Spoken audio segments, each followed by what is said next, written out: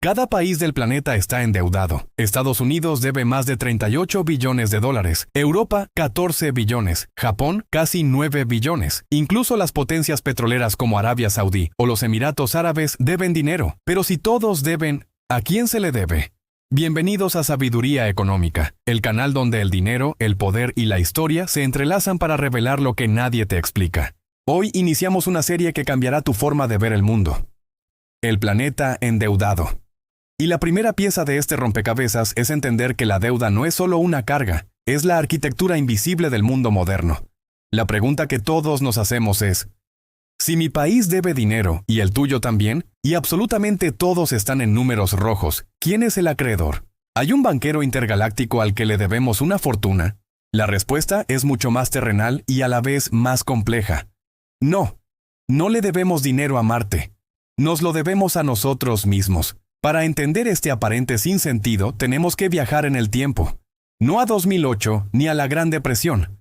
Mucho más atrás, a la Inglaterra de 1694. En ese momento, Inglaterra estaba enfrascada en una guerra costosísima contra la Francia de Luis XIV, la potencia dominante de la época. Las arcas del rey Guillermo III estaban vacías. Recaudar más impuestos era políticamente inviable y podía provocar una rebelión. La corona necesitaba dinero, y lo necesitaba ya. Fue entonces cuando un grupo de banqueros y comerciantes propuso una idea revolucionaria. Prestarían al gobierno 1.2 millones de libras a un interés del 8%. A cambio, el gobierno les concedería una carta real para crear una institución única. El Banco de Inglaterra. Este no era un banco cualquiera. Sería el banquero del gobierno. ¿Y cuál fue la genialidad de este acuerdo? El Banco de Inglaterra no prestó oro o plata física. Prestó crédito. Creó dinero de la nada, respaldado por una simple promesa. La promesa del gobierno británico de que devolvería ese dinero con intereses, garantizado por los futuros impuestos que recaudaría de sus ciudadanos. Así nació el primer bono gubernamental moderno. Por primera vez, un Estado podía gastar dinero que no solo no tenía, sino que aún no había sido recaudado. Podía financiar sus ambiciones presentes con los ingresos de su futuro. Este fue el Big Bang de la deuda soberana. El gobierno ahora tenía acceso a un pozo de dinero casi infinito. Podía construir la marina más poderosa del mundo, financiar ejércitos, expandir su imperio y aplastar a sus rivales. La guerra ya no se ganaba solo con soldados y cañones. El campo de batalla se transformó en una hoja de balance. Francia, con una economía más grande pero un sistema financiero arcaico, no pudo competir. Inglaterra, a pesar de ser más pequeña, podía movilizar más recursos gracias a su capacidad de endeudarse. Ganó la guerra y sentó las bases de su imperio global. Este modelo fue un éxito tan rotundo que pronto fue copiado por otras naciones. Los Países Bajos, Francia y más tarde los recién nacidos Estados Unidos. Todos crearon sus propios bancos centrales y adoptaron el sistema de deuda pública. Se dieron cuenta de que el poder ya no residía únicamente en la tierra o en los ejércitos, sino en la capacidad de controlar el crédito. Pero volvamos a la pregunta inicial. ¿A quién se le debe el dinero?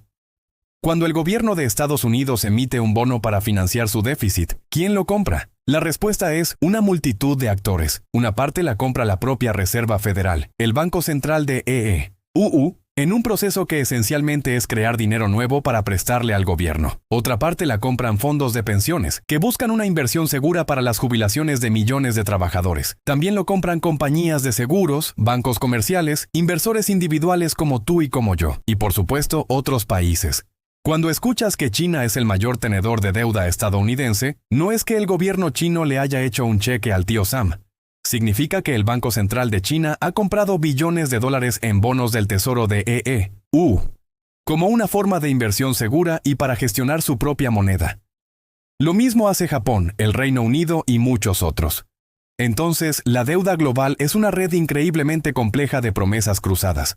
El gobierno de España le debe a un fondo de pensiones alemán, que a su vez invierte en bonos del gobierno italiano, cuyo banco central posee deuda francesa. Es un sistema donde todos son deudores y acreedores al mismo tiempo. La deuda de uno es el activo de otro. Tu fondo de jubilación, por ejemplo, probablemente esté lleno de bonos gubernamentales de diferentes países. En cierto sentido, tú eres uno de esos acreedores a los que el mundo les debe dinero. La deuda no es un error del sistema, es el sistema. Es el mecanismo que permite a los gobiernos gastar más allá de sus ingresos inmediatos, financiar infraestructuras, sistemas de salud, educación y, por supuesto, guerras. Es el motor que ha impulsado el crecimiento económico durante los últimos 300 años, permitiendo una expansión del crédito y la inversión a una escala nunca antes vista. Pero este sistema, que nació como una herramienta para financiar la guerra, tiene profundas implicaciones. Crea una obligación perpetua sobre las generaciones futuras, que nacen ya debiendo una parte de un pastel que ni siquiera han probado. Transfiere poder de los ciudadanos y sus representantes electos a los mercados financieros y los bancos centrales, instituciones que no responden ante nadie. La historia de la deuda es la historia oculta del poder. Desde las guerras napoleónicas hasta las dos guerras mundiales, desde la construcción del Canal de Panamá hasta el programa espacial, todo se financió con deuda. Es el aceite que engrasa los engranajes de la economía moderna, pero también es una cadena que nos ata a todos. Hemos visto cómo nació este sistema en la Inglaterra del siglo XVII, cómo se convirtió en la norma global y quiénes son los verdaderos acreedores en esta intrincada red financiera. Pero esto es solo el principio. ¿Qué pasa cuando la deuda crece más rápido que la economía? ¿Qué mecanismos existen para mantener este sistema a flote? ¿Y cuál es el verdadero costo que pagamos todos por vivir en un planeta endeudado? Esas son las preguntas que exploraremos en la segunda parte de esta serie. Desentrañaremos el papel de los bancos centrales, la creación de dinero y el concepto de inflación como un impuesto silencioso. No te lo puedes perder. Si este video te ha abierto los ojos, dale a me gusta. Compártelo con alguien que necesite entender cómo funciona realmente el mundo y, lo más importante, suscríbete a Sabiduría Económica y activa la campanita para no perderte el próximo capítulo. Nos vemos en la parte 2. Vivimos en un planeta que se debe a sí mismo. Puede sonar como un acertijo, pero es la realidad económica de nuestro tiempo. Hoy, la deuda global supera los 315 billones de dólares. Para que te hagas una idea, eso es más de 3 veces el valor de todo lo que el mundo produce en un año. Pero lo más sorprendente de esta cifra no es su tamaño, sino a quién se le debe. Si juntáramos a todas las naciones, empresas y familias en una sola balanza, veríamos que la deuda y el crédito se anulan. El mundo, en su conjunto, se debe dinero a sí mismo. ¿Cómo es posible? Bienvenidos a la gran ilusión financiera. Para entender este laberinto, empecemos por el mayor deudor del planeta, Estados Unidos. Su deuda total roza los 38 billones de dólares, una cantidad que desafía la imaginación. Pero aquí viene lo interesante. La mitad de esa deuda es pública, del gobierno. Y de esa mitad, una gran porción no se la deben a China o a Japón, como muchos creen, sino a sus propios ciudadanos e instituciones, fondos de pensiones, aseguradoras, la Reserva Federal e incluso tú, si tienes bonos del Tesoro.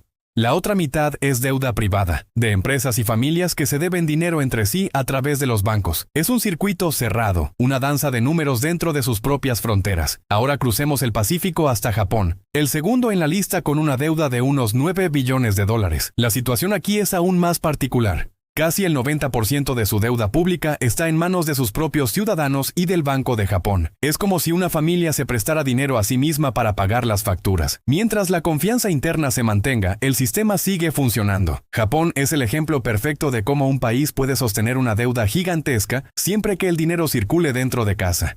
Y por supuesto, no podemos olvidarnos de China y la Unión Europea. China, a pesar de ser un gran acreedor del mundo, también tiene una deuda interna colosal, especialmente en su sector inmobiliario y gobiernos locales. En Europa la historia es similar. Países como Italia o Grecia le deben enormes sumas a bancos y fondos de inversión alemanes y franceses, que a su vez están interconectados. Es un ecosistema financiero donde todos dependen de todos. Los problemas de un país se convierten rápidamente en los problemas de sus vecinos. Esta red de deudas cruzadas crea una interdependencia que nos ata a todos. Imagina un círculo de personas donde cada una sostiene una cuerda atada a la cintura del de al lado. Si uno tropieza, arrastra al siguiente, y este al otro, hasta que todo el círculo amenaza con colapsar. Eso es la economía global. Estados Unidos compra productos chinos, China compra bonos del Tesoro estadounidense, Europa vende tecnología a Asia, y Asia invierte sus ganancias en los mercados europeos. Es un juego planetario de promesas. Todos sostienen la cuerda del otro, esperando que nadie la suelte. En medio de este complejo entramado aparecen los árbitros del juego, los mercados financieros y los grandes fondos de inversión. Estos gigantes gestionan billones de dólares en activos y tienen el poder de decidir qué país o empresa es digno de crédito y cuál no. Funcionan como una especie de jurado global. Sus decisiones, basadas en análisis de riesgo y expectativas de futuro, pueden fortalecer o debilitar una economía entera en cuestión de horas. Cuando un fondo de inversión decide vender la deuda de un país, envía una señal de desconfianza al resto del mundo, provocando una reacción en cadena. Esta dinámica nos lleva a una reflexión profunda sobre el poder en el siglo XXI. Solemos pensar que la democracia es el sistema que rige nuestro destino. Elegimos gobiernos, votamos por políticas y esperamos que representen nuestros intereses. Sin embargo, en esta era de finanzas globalizadas, hay otra fuerza, quizás más poderosa, que opera en la sombra. Como dijo un famoso analista, la democracia elige a los gobiernos, pero son los mercados los que deciden quién sobrevive.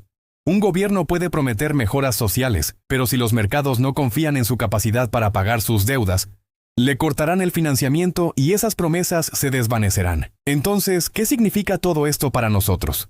Significa que el valor del dinero en tu bolsillo no solo depende de las decisiones de tu gobierno, sino de un delicado equilibrio de confianza a nivel mundial. Depende de que un inversor en Nueva York siga creyendo en la deuda italiana, de que el gobierno chino mantenga su apetito por los bonos estadounidenses y de que los bancos centrales sigan inyectando liquidez para mantener el sistema a flote. Vivimos sobre una estructura de promesas de pago que se sostienen unas a otras. Esta ilusión de dinero que se debe a sí mismo funciona mientras todos sigan creyendo en ella. La confianza es el lubricante que mantiene girando los engranajes de esta maquinaria global, pero es una confianza frágil. Una crisis en una parte del mundo puede contagiar rápidamente al resto, recordándonos lo interconectados que estamos. No se trata de ser pesimistas, sino realistas. Entender cómo funciona este sistema es el primer paso para poder navegarlo y exigir una mayor transparencia y responsabilidad. La próxima vez que escuches sobre la deuda de un país, recuerda que la historia es mucho más compleja que un simple número.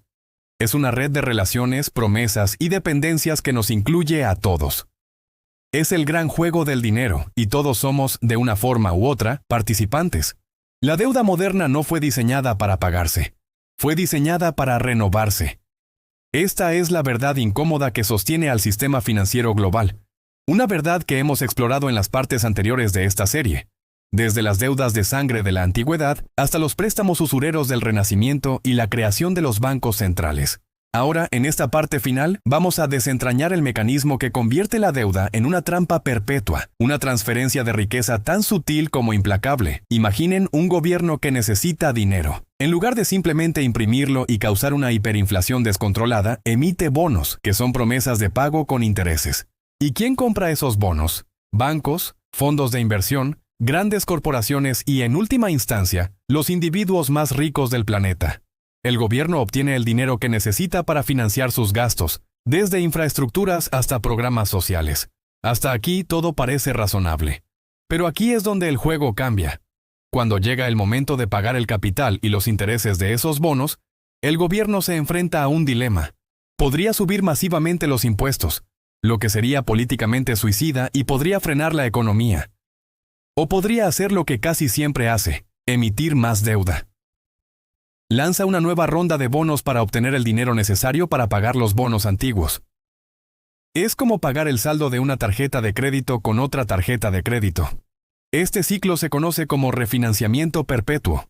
No se crea deuda para construir un puente y luego pagarla cuando el puente está terminado. Se crea deuda para pagar deuda antigua. La deuda original nunca se salda. Simplemente se rola, se empuja hacia el futuro, creciendo con cada ciclo como una bola de nieve que desciende por una ladera infinita. El sistema no solo lo permite, sino que lo necesita. La deuda se convirtió en el pulso del capitalismo moderno. Si la creación de deuda se detiene, si los gobiernos de repente decidieran vivir dentro de sus medios y pagar lo que deben, el flujo de dinero se contraería violentamente. Los mercados financieros, que dependen de este flujo constante de nuevos bonos y liquidez, se congelarían. Las tasas de interés se dispararían. El crédito, que es el aceite que lubrica los engranajes de la economía, se evaporaría. En resumen, si la deuda deja de crecer, el sistema se asfixia. Piénsenlo de esta manera. La deuda es como la materia oscura del universo financiero. No siempre la vemos, pero su atracción gravitacional lo mantiene todo unido y en constante expansión. Los bancos centrales como la Reserva Federal de Estados Unidos o el Banco Central Europeo juegan un papel crucial en este proceso.